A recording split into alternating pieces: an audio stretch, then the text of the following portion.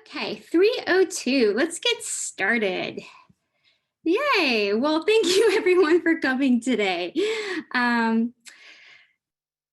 Before we get started, please just make sure that you are on mute throughout this discussion. There will be moments for a shared dialogue within this program, and that will be prompted. We do ask that during these moments, you limit your comments to about a minute to ensure that everyone has the opportunity to share. Please also use the chat throughout this program for questions. At the end, we're going to save about 10 minutes for a Q&A. All right. So welcome. Today's behind the scene exploration will dive into our spring exhibit, Aesthetic Forces, the Modern California Landscape, 1915 through 2015. This exhibition features work from St. Mary's College Museum of Art's permanent collection, SMCMoA. My name is Britt Royer, and I will be facilitating this dialogue with the assistance of Tara Harju, our administrative assistant. Many of you know me as our marketing and membership manager. I am the art historian and the curator behind Aesthetic Forces. During today's exploration, I will be sharing some of the developmental processes behind the exhibit, such as the decisions and exhibition themes. I will also be integrating guided lookings into this program, where I will ask for your observations and thoughts around selected pairings in the exhibit. If you have any questions throughout this exploration, please add them to the chat and Tara will share them with me during the Q&A in the last 10 minutes of our discussion. So before I get started, I would like to thank all of the museum staff for their help throughout this process. A special thanks to the museum director, Lauren MacDonald, for her endless support and guidance through this exhibition's development. John Schneider, our collections program manager, for his assistance with the database and the collection.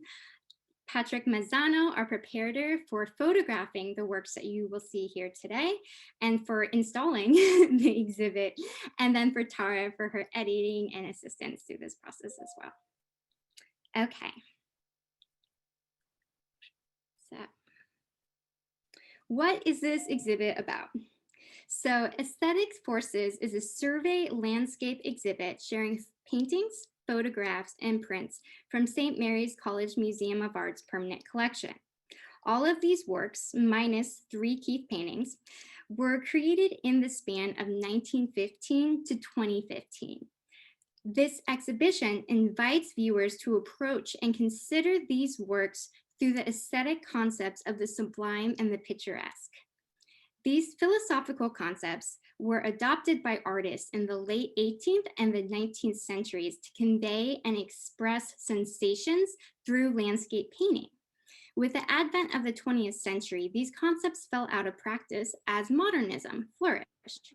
Despite this, aesthetics approaches to landscape painting remained, and like language, the roots of the sublime and the picturesque lingered and continued to adapt in the genre of landscape painting.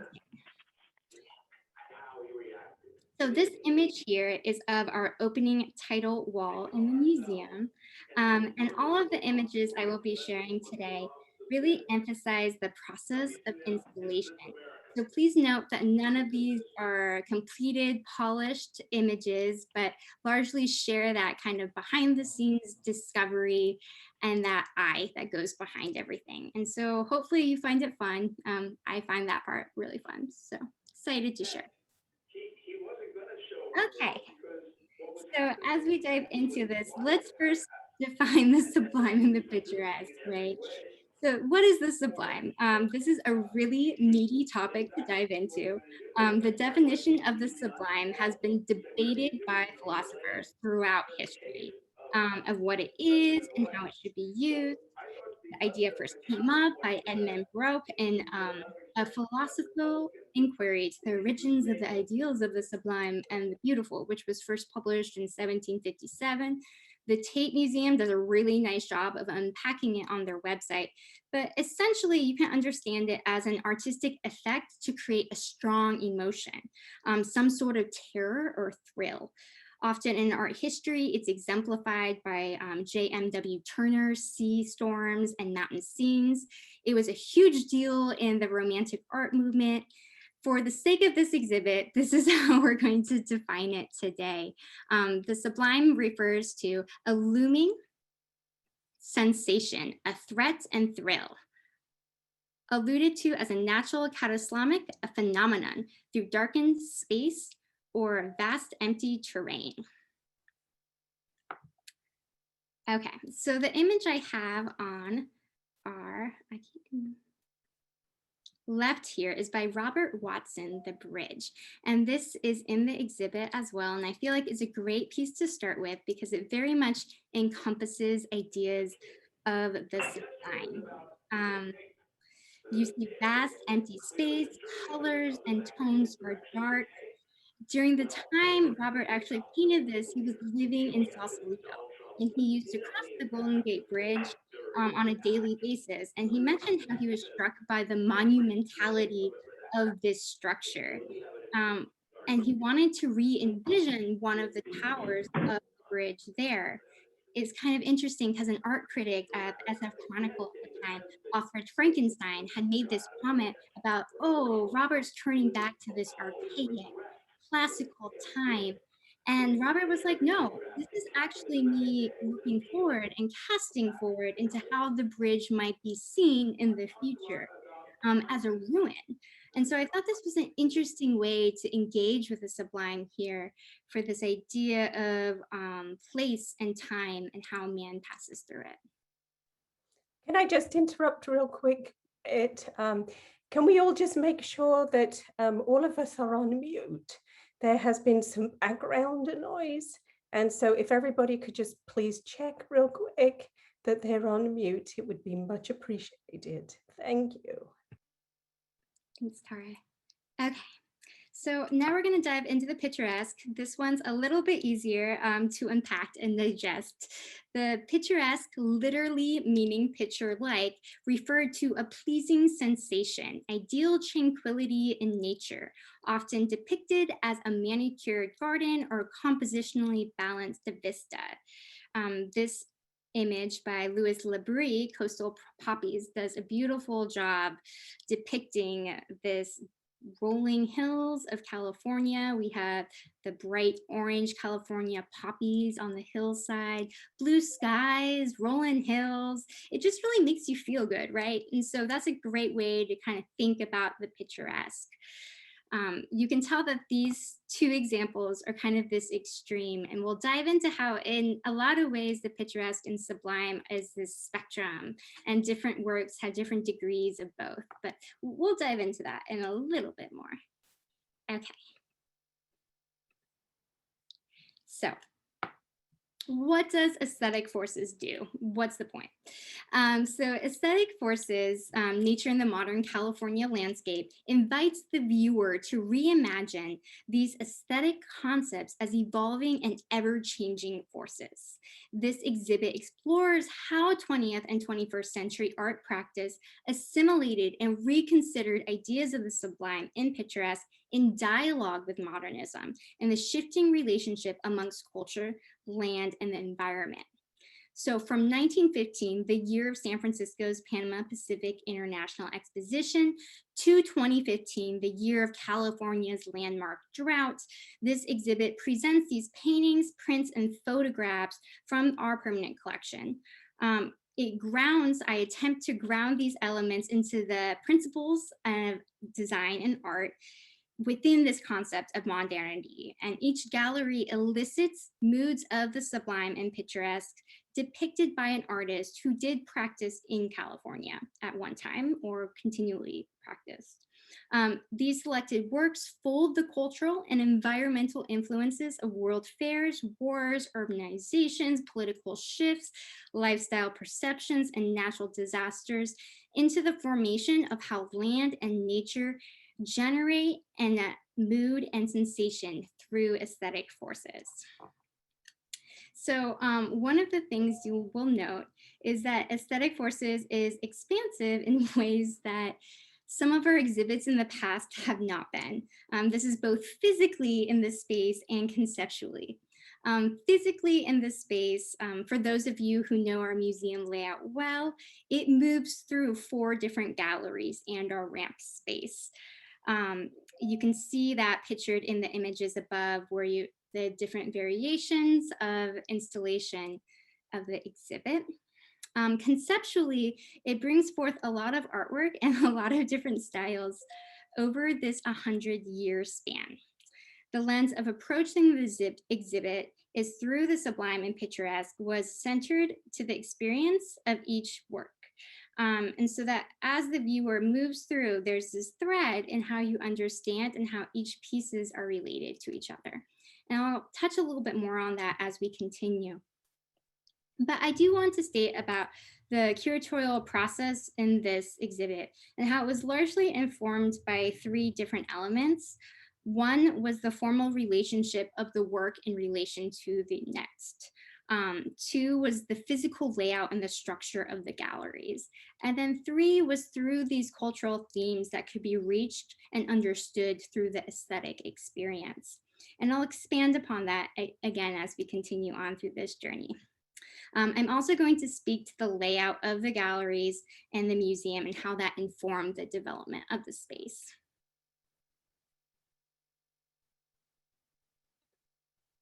Okay, so we're gonna start with Keith, our homeboy. So why are we starting with William Keith? As I mentioned earlier, we do have 3 works that are not in this 1915 to 2015 timeline. Classic Brit move. I make a rule and then I break it right away. But I felt it was important to include 3 of Keith's paintings because Keith, in a lot of ways, helps us contextualize the sublime and picturesque in its golden era and how it relates to our museum and our collection focus. As many of you know, William Keith collection is the basis of our permanent collection. William Keith, 1838 through 1911, was a leading artist in California during the late 19th to early 20th century. We care for the largest comprehensive collection of his paintings, approximately 180 works, and his archival papers and materials. So, in 1915, San Francisco holds a World Fair commemorating the opening of the Panama Canal. This was a big deal because the fair was celebrated as both a symbolic and a cultural rebuilding for San Francisco in response to the devastating destruction of the 1906 earthquake and fire. The Palace of Fine Arts, which is the image on the right, presented a variety of different artwork, okay?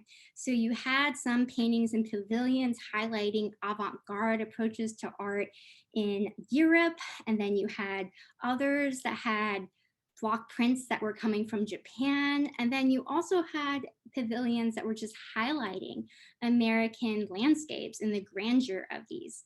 And so the idea was you could have spectators that could saunter through all of these different gallery spaces with all of these different ideas in one location, and they could synthesize and consider and absorb all of these different approaches.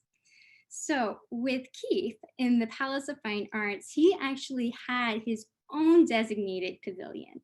And in this pavilion, he had 28 paintings. At the time of the PPIE, Keith was currently passed away. He died in 1911, so this was happening a few years after his death. And so his pavilion really paid homage to his style and his contribution as an artist, but it would also exemplify this idea of the sublime and the picturesque merging in the American landscape. So, spoiler alert, I am going to show you all 3 Keiths in the exhibit. And these are 2 of them I will start with here. On the left, we have Moonlight near San Rafael, and on the right, we have Woods and Reflection of Clouds, Somber and Grandeur. And you'll see that both of these were done in the early 1900s before Keith passed away. But what's really interesting about these pieces is you can see that element and that marriage that Keith does between the sublime and the picturesque. With the work on the left, we see this compositionally balanced meadow scene of the picturesque, right? It's a really dark piece and there's a lot of shadows. Keith was known for his tonalism, and so it was very dramatic with his lighting. But if you look closely, you can see this meadow scene and the light with the sky shining through. But then you also think through how these dark shadows alluded to the sublime and this mystery. Whereas the one on the left, San Rafael at Moonlight, one of my personal favorite Keiths, has a very calming silence to it. Very loose brushstrokes are used. It's the night stillness that has this lingering sensation of mystery, right? And so this combination of this picturesque scene with this kind of mystery lurking in the shadows. And so it's interesting to start here and to think about Keith and his place, his acknowledgement at the PPI, and to consider that artists starting in 1915 are moving away from this pavilion and space, and they're making a choice whether to reject or to emulate these ideas and concepts of the sublime and picturesque. And you can also consider how modernism, which brought forth these new expressions of abstraction, space, and materials, can also be used to elicit emotional responses in the viewers. So I'm gonna move on to our next and our first closer looking, which is also my background here. So I'm gonna have you take a minute to look at these two paintings. And if you could just first responses, thoughts, just throw them into the chat. So I'm going to do a minute of silence. It'll be hard for me.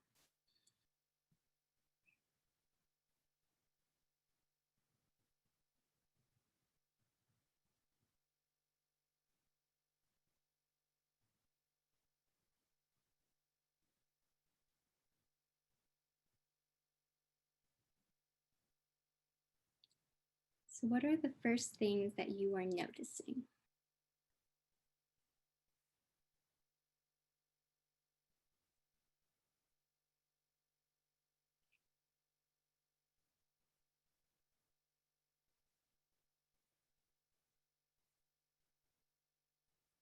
Okay, so I'm getting some comments coming in. Similar color tones, right? Texture on the left, serene on the right. They're beautiful in opposite ways, rough and smooth, vast and expansive. The texture of the concrete is interesting. I am glad that this one came up because the parallels of these two pieces, like they are very similar in their color palettes, right? You see like the purples of the mountains here as this high mountain vista, but then you can also see them kind of on this topographical, and because you have this concrete, and this is actually an interesting element behind this work, is this is physically like layers and layers of concrete on this piece. I have an image coming up that you can actually see how it raises off the surface. It's on canvas, it's backed with a board, but it's also really heavy. This is one of those, I'm like, Patrick, John, help me move it. But this idea that bringing this physical mass to the surface of the canvas. I'm also getting comments about this roughness and smoothness. The geology versus picturesque. I love that comparison and this idea of the topography, right? So when we look at the one on the left, which is by Milton Kosmer, Tectonic Plates, and the title, it almost alludes to that sense of earth and this idea of land and mass shifting, drawing into this element of topography, almost like you're looking down in an airplane, right? Let's see, comments about depth of perception. Yeah. So one of the things, and this was one of the first relationships between the paintings that I paired together, and it made sense to me right away, because I think this is where you can really see the element of the sublime being transformed in how you approach it. We have William Keith over on the right, High Sierra Canyon, very classic Keith Sublime. It's allured to in angles, perspectives of the mountains. And it's also interesting to think about when Keith was painting this, a lot of people didn't have access to the mountains. And so his viewpoint of painting it and sharing it with people to add this perspective of grandeur of nature and to add that thrill, the angling of looking down at the valley. So you're not looking up at the valley, right? So you're in a point of vista and you're looking down. And then in comparison with Milton's, you literally are looking straight down on the landscape, right? That perspective. But then also this element that you're starting to think more about the materials of the land and how we see it, right? Thinking about the texture and the topography, thinking about the elements of vastness. So a huge portion of what informed this curatorial process was to create relationships between the paintings that would elicit these moods and this understanding of how we view and think about paintings and the work behind it. I also did not share with you before I started this closer looking. During these 5-minute dialogues, if you are welcome to unmute yourself, if you wanted to just share verbally something that you are seeing and noticing. A lot of the times when I facilitate this, it's usually people talking. And so it is interesting when there's kind of silence and just me, lingering me. So I'm going to move on to the next slide unless anyone else has something that they would like to share about this piece. Okay.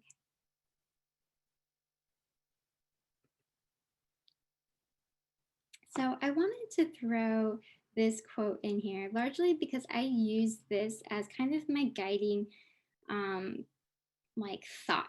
It was like my initial thought thread with the conception of this exhibit, because I'll read it. Landscapes change because they are expressions of the dynamic interaction between natural and cultural forces in the environment. And this idea of examining landscape through this natural and cultural forces, you can see this idea of force because I like that there's not something concrete and fixed about it. Landscapes change because nature changes, because people change. The guy who I actually pulled this quote from, he is a scholar in landscape design. So he's not even in fine arts or using it in the same way that I'm approaching it here. But I really like that interdisciplinary idea of how we view landscape and that it extends through different practices in the sense where the way we as humans navigate landscape is so specific almost to everyone. I guess specific's the opposite term. It would be universal to everyone because we all navigate space and the terrain around us, okay? And so it's interesting then to pick up and think about these forces that are helping to guide or that inform the artistic choices of then how this land is depicted. Okay, so this was the image I was referring to just a little bit ago. This is of the first Hearst Gallery. So we have our 2 William Keiths here, and then you can see Milton's tectonic plates right next to Keith on the other side. And from that angle, you can actually see the concrete rising off the surface. And this is where it's so heartbreaking that you cannot look and view these pieces in person because being surrounded by that texture is half of the fun of abstract art. Is it just, you get lost in the materiality of it. So this is also where I would like to introduce some of the themes and ideas that really unfolded itself in this exhibit. And one of them I wanted to tie to was this idea of modernism, right? And so modernism, as referred to as this global art movement in the first half of the 20th century, that essentially rejected these traditional values and techniques of art practice in order to favor individual experiences and to explore the boundaries of art. When you look at Milton's tectonic plate painting in relation to Keith's, you can definitely see the trajectory of this idea of exploring materials and what art is, and these lingering elements that modernism has on art practice, right? And so in this gallery space, I wanted to introduce it in a way to explore abstraction, or this distortion of the depicted natural world, as revolutionary for an artist and able to explore and communicate some of these new ideas, and thinking through the distortion of the formal qualities of art, challenging these traditional notions and skills of perceived art as representation. And so there's a vast spectrum of representation to abstraction, and each artist uses and turns to it in different ways. Okay, so this is a video of the installation process as you just move through this gallery space to give you a feel of how it all lays out in relation to each other. And then in this little corner of the gallery, you merge into completely abstract pieces. And you can see I'm just getting right up in there for you. We're going to move on to the next slide here. So this is also the fun part of this exhibit. We have a few new acquisitions from the museum that are highlighted. And this one on the left, Glenn Wessel Night Surf, was a recent gift from Don Berger into the museum collection. And I wanted to share this with you because not only is it this beautiful painting that plays homage to abstraction and landscapes and seascapes for that matter, but this image on the right shows the back of the painting.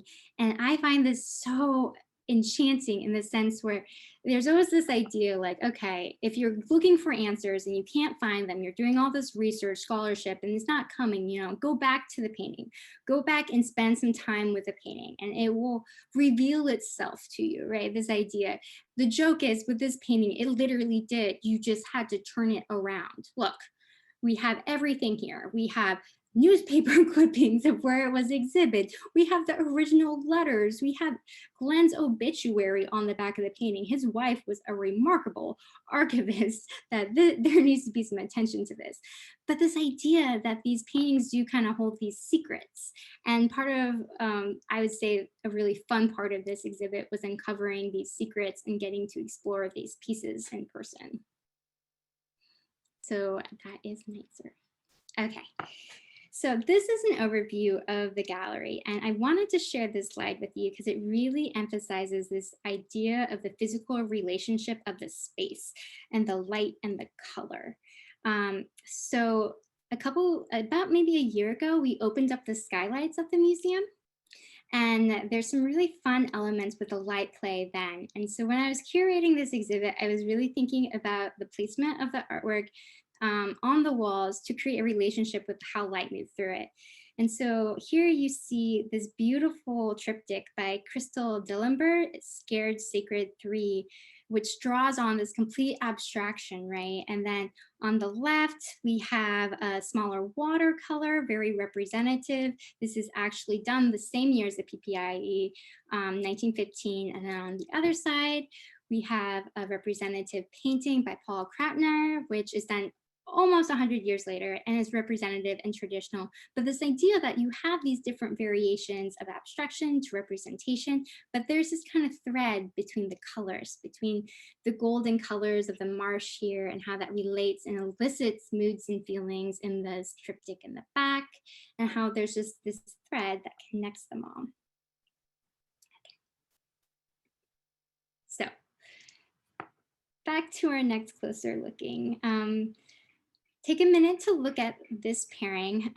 I was also thinking about it. I marketed this as being kind of a Valentine's Day event. And so I'm going to throw a curveball question and ask you if these paintings, I guess they're works on paper, if these works on paper were on a date, how do you think it would go? So throw your answers into the chat.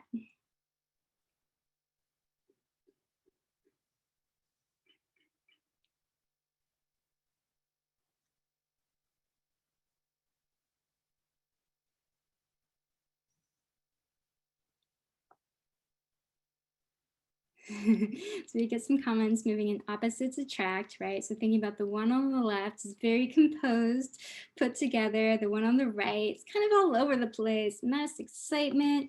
We have put together and hot mess, quite literally. Someone tight and controlled meets in the wild with a crazy guy. Like that one. Right would do all the talking. Yeah, all that movement and energy, it's just like coming forth off of the surface. Maybe they would need to go on a second date to really get to know each other. A little bit of country boy, rock and roll. Okay. So this was a really interesting pairing to put together for me because these two aren't next to each other actually in the exhibit space, but I think collectively they speak to a lot of the different themes that this particular gallery explores. One of them too is thinking through that they're both works on paper, but they're very different. On the left, we have a lithograph by Gregory Kondo's River Palms, 1991. And you can really see kind of that composed influence and color palette of very California. If you ask me, like, this is like California Blue Pool Party. Like, it just has this very composed but very cool vibe to it, right? And he was actually known for these bold modernist landscapes and also for his use of these big colors of blue and blue sky. The framing of the picturesque here is so visible, right, with the reflections and the water. The one we have on the right, also known as the hot mess, this is a recent acquisition. This is by Sion Fragon and it's called Evening Wear. I actually have my next slide, just shows you what they were. I had that moment when I was making this, I'm like, I'm gonna hide what the labels are so that way people can just have impressions of the artwork without the artwork the labels informing them. Anyways, so this one has a heavy title. It's called Evening Wear, Heaven and Earth Are Dressed in Their Summer Wear. And this was actually part of a huge series. And there's all of these different works that Sion put together. And some of them actually bring clothes into the surfaces of the canvas.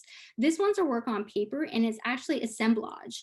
And assemblage is essentially kind of like this fancy word for collage that became really popular in the second half of the 20th century. But essentially, this is why I really miss sharing artwork in person. But when you see this, there's actually texture and it rises off of the surface. And so this exploration, once again, of like materials, right? And that surface and that movement.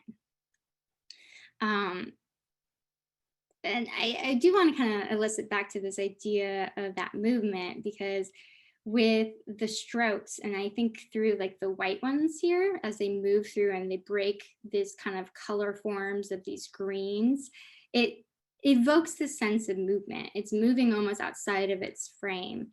Whereas when we compare that to Kundo's lithograph over here, everything is very contained and reframed into that form. And so they're very different in a lot of ways. And when you put these two next to each other, they're very different. But I'm also curious, do any of you see similarities between them? Type that into the chat. I feel like that one's a little bit harder. Does anyone think that these two are gonna make it?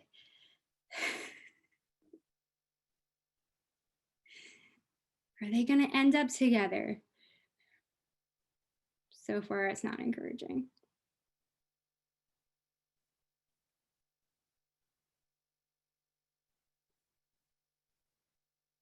Okay, Ashley's gonna step in for them.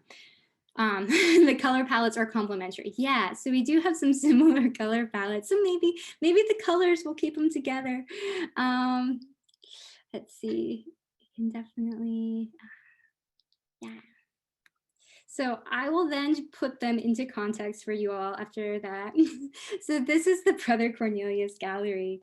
And when I first started approaching this gallery, it was kind of a tricky one because I was merging two different materials. We have oil on canvas and basically works on canvas on the north and south walls, and then neither on the west and east walls, and then on the south and north walls we have works on paper.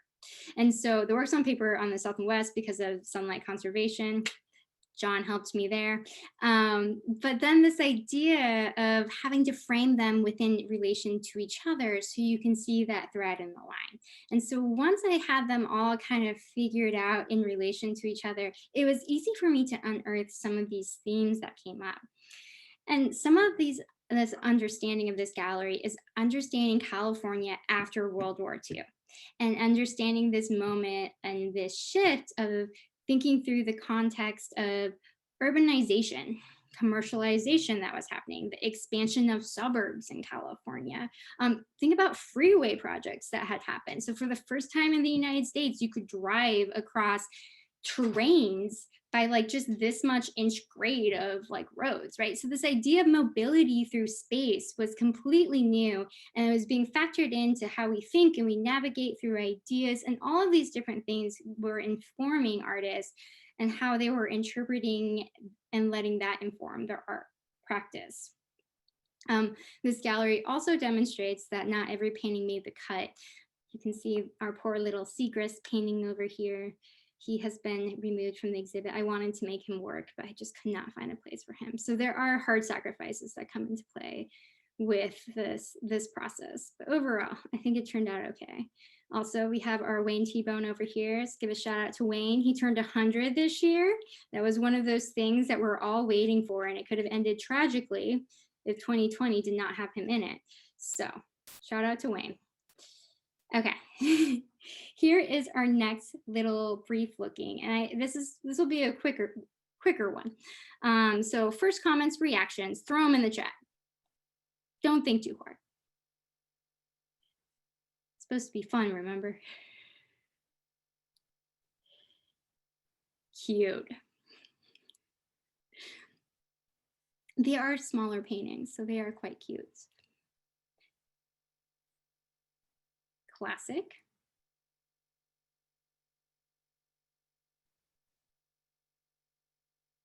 I'm curious with this a dreamy day at the beach. Yeah. When I look at these, I definitely get that sense of like cool California colors with those blues. Also thinking about the expansion of space, right? You see this vastness, but instead of it being kind of scary, like with the Sublime, there is something that's more approachable about it, right? And so thinking about how your color palette informs then the feelings that the work evokes. We got summertime, soft and easy. Seems like Southern Cal. Could be the same place, but at different angles. That's a great place to land on because these are by the same artist, Suzanne Schumer. And yes, it is. This is Martinez. So anyone tuning in from Martinez, this is it. This is your place. But I loved this comparison because it's by the same artist, and she was actually a faculty art member at St. Mary's back around the time that these were gifted into our collection. So about in mid-90s, I believe. But I love that it's at the same place, but they kind of evoke a different mood a little bit. So like the one on the left kind of has that haze, like that afternoon haze. It's kind of mysterious. You can't really see too much beyond. And then the one on the right is like your classic clear day. You can see for miles. You know what's going to happen. You can rest assured the picturesque will keep you safe. Let's see, it reminds me of an Edward Hopper. Oh, I love that one because of the space and the relationship. Yeah. And then youthful exuberation versus seasonal calm. Yeah. Ooh, that's interesting too, just thinking through the colors and the brush strokes that the artist is using. You can see that movement and that energy. Okay, so moving onward. So this is then the west wall of that same gallery space. And this is the part where I feel like it was really easy to kind of see the influences of pop art and commercialization on the artist palette with some of the other pieces we were looking at. But I think this wall too is, I'm going to call it the red wall. Don't know how I came up with that title. But you can tell by looking at it, in some ways, it plays a lot of homage to abstract expressionism. The one on the left is The Lakes by Lynn Bellender. And then the one on the right is Raymond Strapan's Magenta Sky. And one of the things that both of these artists spoke about is kind of like this idea of the feelings and tension of space and color. And red is one of those colors, I think, when you free yourself from the representative world and just think and feel red, it has a lot of chaos and energy to it, right? And so this idea that there is this work through with the space in relation. Lynn's is actually with these different layers of wax. And one of her artistic interests is literally spatial relationships of objects to each other. And so drawing into this idea of space and land and how you move through. And you can see some of these lingering tensions and Strapin's work as well. What's interesting too is both of them were guided or learned art under artists of abstract expressionism. And so once again, abstract expressionism was this art movement after World War II, where it was like turn inward, we don't need representation anymore, art should be about big ideas, and it really revolutionized art. But this idea that all of these big names in abstract expressionism usually taught, and their impact on their students, especially in California, helped inform a lot of the artistic development and growth that you see currently in artists working in California, which is really cool. Okay, so our second to last pairing. Take a moment. How are you feeling? How does this one look? First reactions.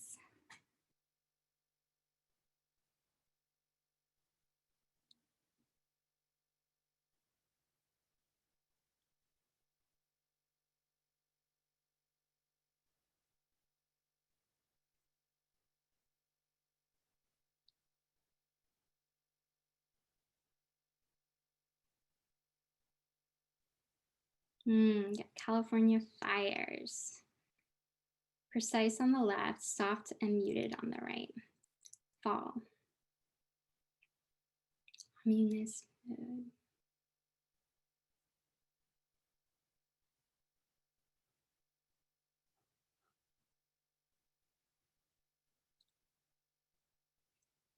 Shades of yellow.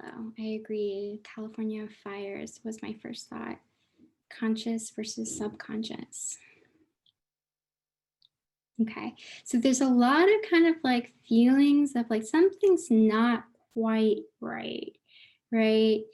I'll show you the credits on this. On the left, we have a work by Sado Burke. And this one I think is really interesting in a lot of ways because you look at it and it's done in a very similar style as William Keith in like this idea of representation, you know what you're looking at, the light, the framing, right? But there's something not quite right that he's eliciting through his framing devices. And you all kind of hinted in that with some of your takeaways. So what you're looking at is actually a prison. So those hunches that something's kind of eerie, that's why you are looking at a prison. One of the interesting things is Burke created this piece, and it was a series of 33 different prisons in California he went around to. And he was really interested in this idea of art as a play with our society and vessel for commentary on as a motivator for progress and change, right? And so he was interested in the development of prison systems in California. At the De Young, there is the Final Frontier Gallery in the back. And I love the curation of that gallery because when you first enter, there is an image of San Quentin Prison right there, Manifest Destiny, San Quentin, and it is by Sado Burke. It's the same one that's in the series. So when I stumbled upon this one in our collection, it was like, we have a Sado Burke from this series because it fits so well with California landscape and some of the themes that artists were working through. What is kind of fascinating about this one is it's a conservation center. Do any of you guys know how that's different from a regular prison? I didn't, to be honest with you. So essentially, they're more integrated into the environment. And what is kind of interesting, they're usually in rural areas, okay? So you can see how there's elements of the picturesque that just come with framing of trees and nature, right? But what's also interesting is there's a relation to how the setup of these conservation centers work, where the prisoners do work. And a lot of times it is with cow fires.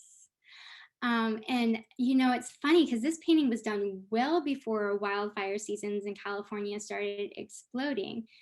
But it's interesting how through that lens now, thinking about California's landscape in relation to fires, how that even evokes and elicits a different tone and reading of the painting, especially when you think of the light and that eerie yellow light that we all became so familiar with last fall.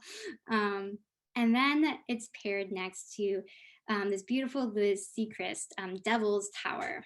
Once again, we have this abstraction. The title gives it a regional place and a monument place. This idea that it is indeed in wilderness.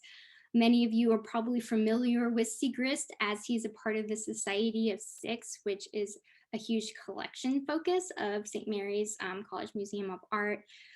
It's kind of funny because the way that they walked away from the PPIE, the Society of Six, was like, oh, we don't want to do tonalism. We want to do bright, plein air colors. And then the joke is I picked this painting, which doesn't even exemplify some of those values.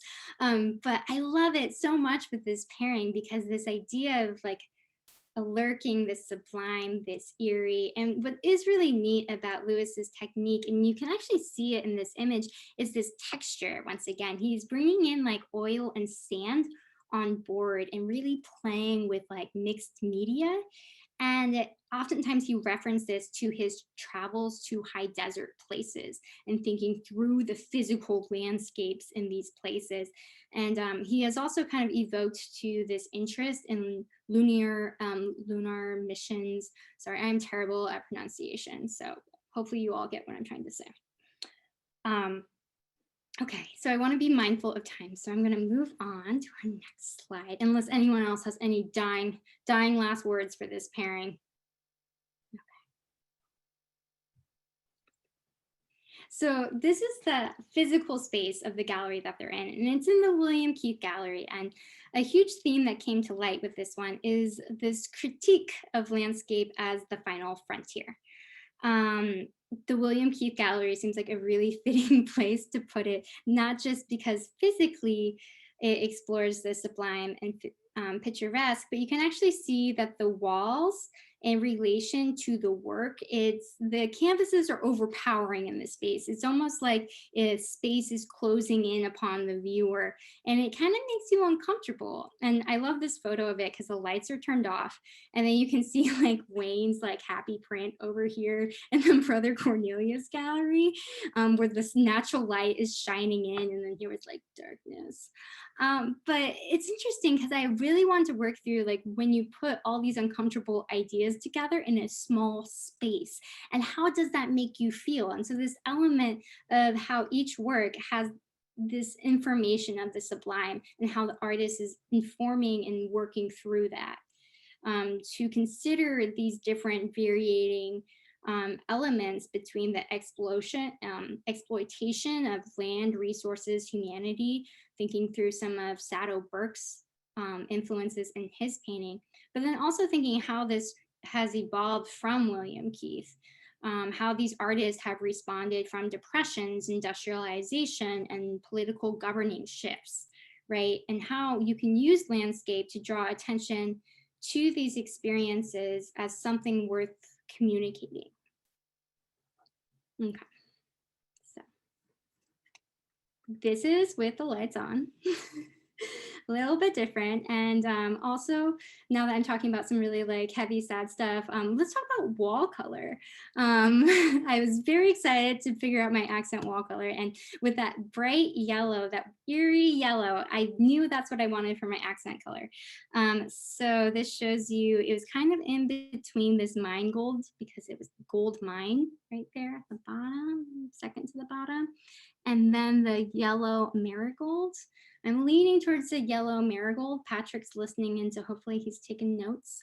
But this idea of like that color was kind of this thread of that anxiety. And it's interesting to think how that color could evoke this feeling, because it could also be framed in a completely different way, right? Anyways, food for thought. You'll also see this beautiful painting on the back by Louis Segrist, Simar Canyon. So it's the same artist who did the other one we're looking at here. And what's kind of neat about this gallery is we do have a few, his son did this piece right here. And then we have Pam Glover, and we're gonna move on. Now I'm just name dropping. Okay, so here is our last pairing of the afternoon. So first responses, thoughts.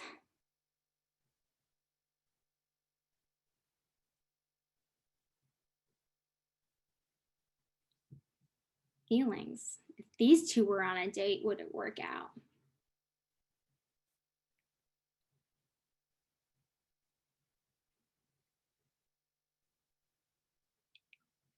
Communists. Living and dead. There is beauty. So this reference to like that cycle, right? We have the uprooted tree, and then the rooted tree, fallen and living, sharp and soft.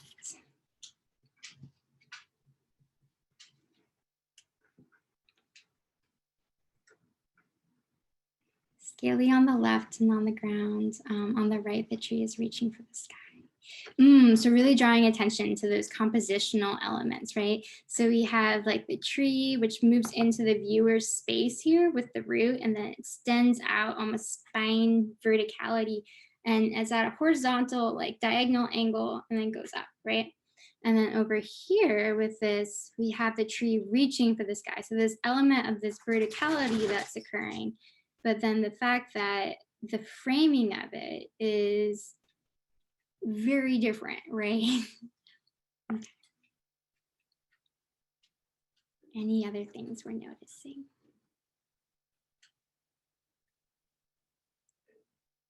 So this one was probably one of my favorite pairings as well. I have a few favorites in here. It's hard after a certain point to have favorites, but you still somehow manage to. And this one I loved because the Beatrice Berlin, she's not a well-known artist, and for the most part, it was actually very difficult to find information on her. And the angling of this piece, when I saw it with the root and the contrast, it's a power dry point. It's 10 out of 30, the edition. But this idea that you do have this texture within a controlled palette.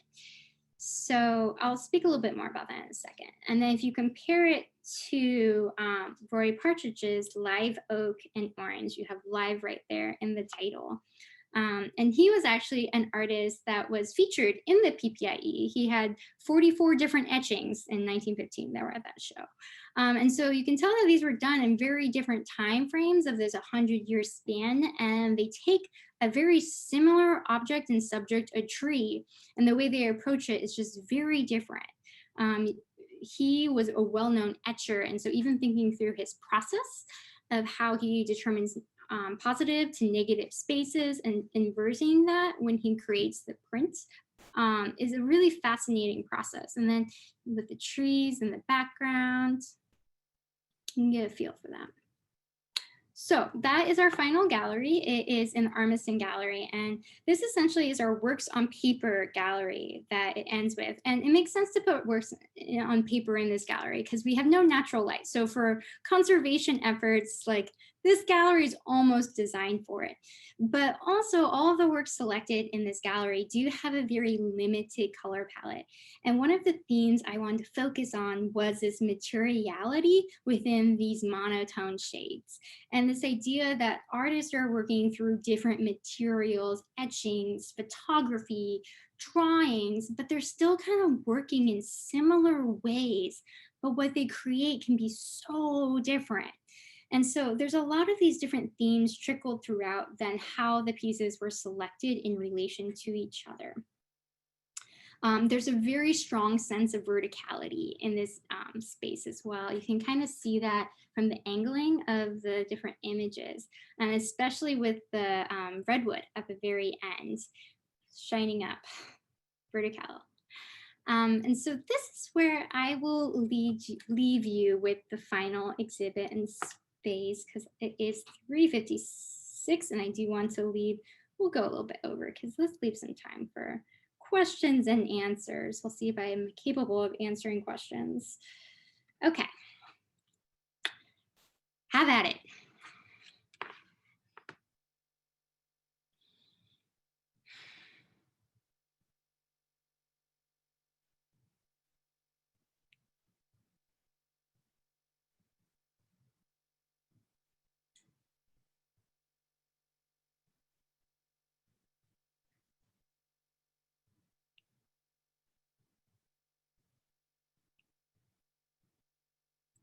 Oh, one of the things I did want to mention as well is, as you have all seen, we are doing a physical install of this exhibit.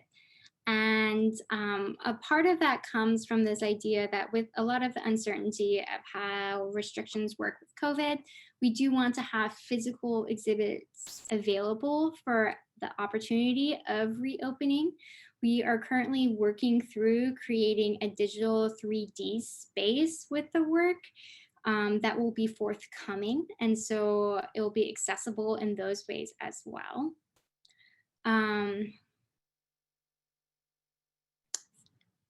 See, that was one thing I forgot, but did anyone else have any questions? And feel free to unmute yourself if you would rather just ask them. Well, I just unmuted, and my name is Cynthia. I just want to say thank you, Britt, because you have helped me to see the art, the space that it's exhibited in, and all the different considerations so much more deeply. It's enriching, and it's so obvious that you've taken a considerable amount of time, research, and energy into putting this together. And it's helped me to appreciate and to visually see things so much better. I just want to say thank you so much. This has been very enjoyable for me. And it's been a great learning experience. Thank you, Cynthia. It's great to hear. I feel like when we have these quiet Zoom meetings, it's always sad because in person, everyone's always talking. Lots of Hey, Britt, this is Debbie. Hi, Debbie. Hey, it's been really nice being able to see this and have you explain to me what I'm looking at. How long did it take you to choose all the different art that you were going to pair up together? So that was a pretty ongoing process. And it's interesting too, because this exhibit was one of those that it definitely came from this post-COVID time in a lot of ways, because it wasn't an initially slated exhibit. And then with issues with COVID, we all kind of had to take this turn inward, and where better to turn than to the permanent collection. And so I spent quite a bit of time with John Schneider, our collections manager, who has digitized our collection and moved it into a database. And that was very helpful because it gave me the scale to like go through and pieces that I wanted to look at in person and then move from there. And so that was one of the first processes, and that took quite a bit of time. And then it was actually going into this space and starting to spend time with the work, moving it around and allowing these relationships and watching them unfold. And then also factoring in the physicality of the space. So like I mentioned, we have works on paper that need to be in the same wall because of lighting, conservation, what have you. So different limitations that present themselves that way. But in full honesty, like the checklist, I feel very bad. John, I would just send him emails. I'm like, I really want to do this one still. And so I will be honest, some of the pieces I'm still kind of like, it's hard because some of them you have to cut and some of them you add. We're finally there. There's 52 pieces total. Wow, you guys have done a great job. I mean, it's just beautiful. It's like, I feel like I'm there. So it's really nice. So thank you. Thanks.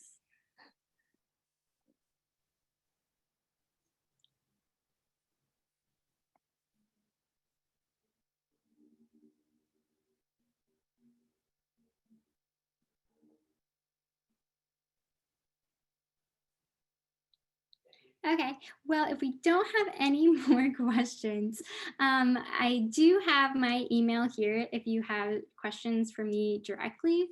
And also if there's certain themes with this exhibit that you think speak to specific ideas of interest, whether you are an educator or interested in a tour, I'm happy to have a communication with you and to facilitate that in any way. So feel free to reach out to me via email. And I once again want to thank you all for taking this time to explore aesthetic forces with me today. Okay, thank you.